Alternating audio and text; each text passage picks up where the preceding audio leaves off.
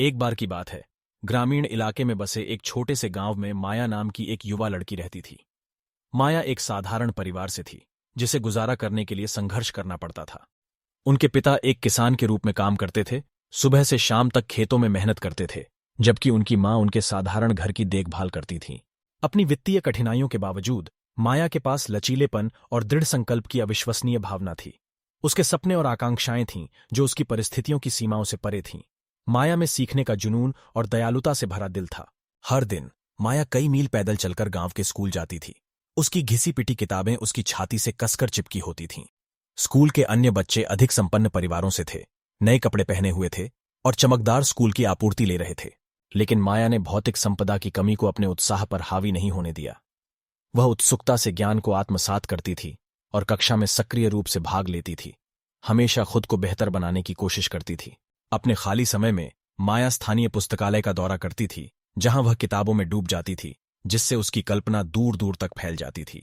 कहानियों के माध्यम से उन्होंने जादुई देशों की यात्रा की, दूर की आकाश गंगाओं की खोज की और उन असाधारण लोगों के बारे में सीखा जिन्होंने बड़ी प्रतिकूलताओं पर विजय प्राप्त की थी। जैसे जैसे माया बड़ी हुई, उसे एहसास हुआ कि शिक्षा उसके उज्ज्वल भविष्य का टिकट हो सकती है। उसने खुद को अपनी पढ़ाई के लिए समर्पित कर दिया।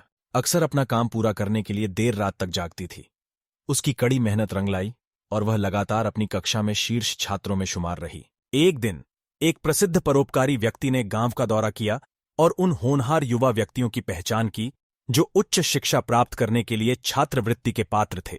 एक असाधारण छात्रा के रूप में माया की प्रतिष्ठा परोपकारी व्यक्ति के कानों तक पहुंच गई थी और उसने उससे मिलने का फैसला किया। माया के दृढ़ संकल्प और सीखने के जुनून से प्रभावित होकर परोपकारी व्यक्ति ने उसे शहर के एक प्रतिष्ठित विश्वविद्यालय में भाग लेने के लिए छात्रवृत्ति की पेशकश की।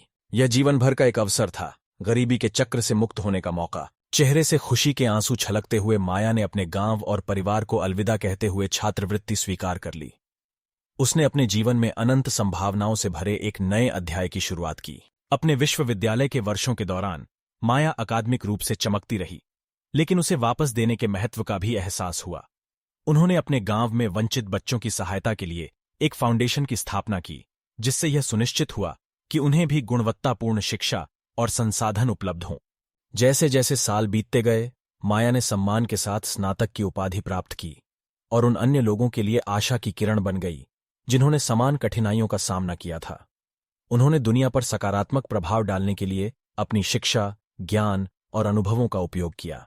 माया की कहानी ने अनगिनत व्यक्तियों को प्रेरित किया और उन्हें याद दिलाया कि परिस्थितियों को कभी भी किसी की क्षमता को परिभाषित नहीं करना चाहिए। और इसलिए गरीब लड़की माया की कहानी दृढ़ संकल्प, लचीलेपन और शिक्षा के परिवर्तनकारी प्रभाव की शक्ति के प्रमाण के रूप में कार्य करती है। उनकी यात्रा साबित करती है कि सपनों को साकार किया जा सकता है, चाहे जीवन की शुरुआत कहीं से भी हो।